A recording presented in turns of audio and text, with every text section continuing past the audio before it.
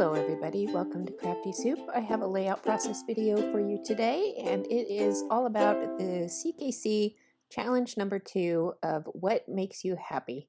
And I'm talking about what's making me happy in this point in time, and that is watching my girls do their theater programs. Now, my daughter there on the left, we were being goofy in that photo.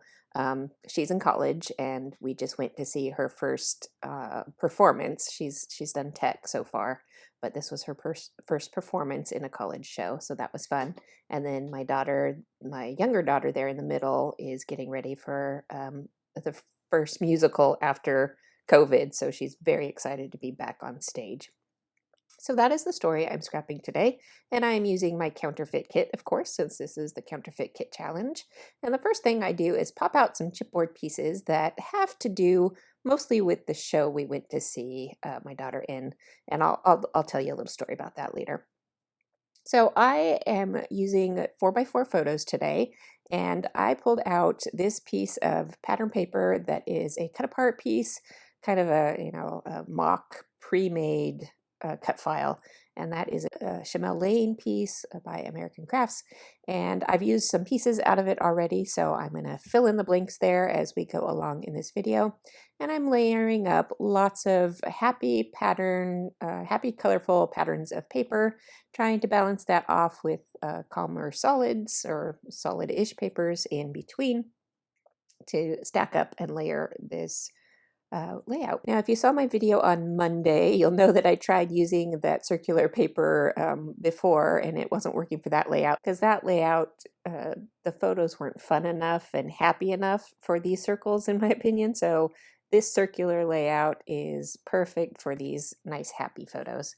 So I've got that going on. And because I have used part of that already, I have to figure out how to cover it up. And in the process, I'm popping out all those extra pieces that I know are going to get covered up already. And I'm going to save those for embellishing other projects in the future. So I got most of that covered up, and then I'm going to go ahead and back those still opening gaps with this wood grain pattern paper. And I'm also participating in the Calvinball challenge, and if you don't know what that is, it's based on the Calvin and Hobbes comic book series, and it's just a silly scrapbook challenge, and the rules change every day. And it's all kind of honor-based system, so you play along, and whatever you've created on the day that the rules are active, then you get some points, and then somebody gets to claim being the winner. So I can link you up to the Calvinball challenge if that sounds like just a silly fun time for you, then you can check that out. And I don't play along seriously, but on this layout, I'll add a few things here and there that I know are on the points list, just because I know they're on the points list, yet they still fit and work in with my layout just fine. So as I backed those open gaps, I also decided I was going to pop up the outer ring on this circle, and I needed to back just a little bit farther there because there was nothing behind those edges of those circles while they were still attached inside the paper. So I needed something to pop them up against, and I backed everything. And I'm starting to place my initial round of embellishments, and you'll see me working through all of this as we go along. I did cut apart a sheet of Pink Fresh Studio paper there because I like those little stamped icons, and that is one of the cases where I chose icons specifically because they were images in the Calvinball point system, and because those images make me happy anyway, it fits along with this happy page. So things that were points on this day in this Calvinball game were puffy stickers, hearts, stars, butterflies, bees, the color green, speech bubbles, glitter was one of them, enamel dots. So the list goes on and on about how you can get points in Calvinball. And so I've just thrown on a bunch of embellishments along the way for this, and you'll see me embellish that up as we go. I'll make lots of little clusters, especially in those more open spaces of that circle.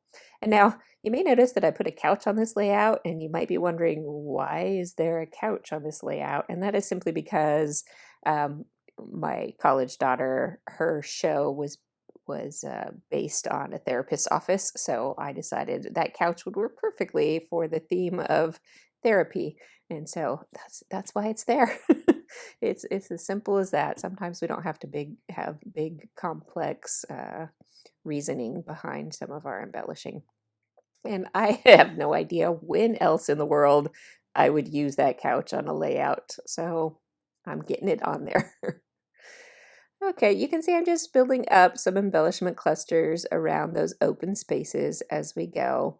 And like I said, I'm choosing bits and pieces here and there. I like to start my embellishment clusters with like a label or a larger kind of die cut, calmer die cut piece. And then I will add an icon on top, and then I'll fill it in with, some enamel dots or puffy dots, often some kind of word or phrase. So I kind of have a little bit of a formula that I work with when I am building up some clusters so that I have different sizes and shapes, and not always words, but often words, and so on and so forth when I build up those clusters. And I am putting on some other embellishments here and there. A frame was one of the Calvinball points, so I used that little chipboard frame, and rainbow was one of the Calvinball points, so I filled in that frame with a rainbow and some hearts, and it looks like a family photo kind of frame, and that was also one of the themes of my daughter's play.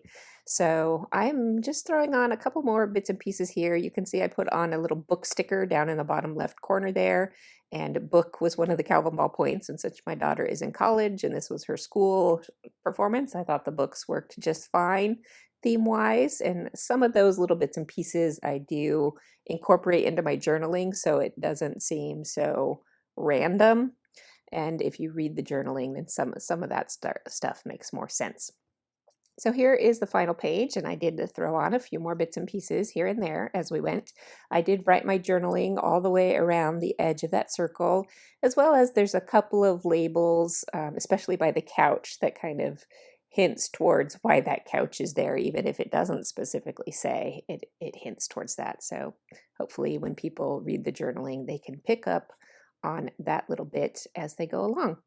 So we will take a few close-up pictures of this as we head out. I hope you enjoyed this process video. I do appreciate you watching. If you're already a subscriber, thank you for being here and continuing to support me. I do appreciate it. And if you haven't subscribed, maybe you'd consider doing so and seeing my future videos. I will be back next week, probably with just a couple of videos, because my daughter's musical that I mentioned is happening this weekend, so we are busy doing that, and I won't have time to film and edit. So I will see you next week. I hope you have a great weekend.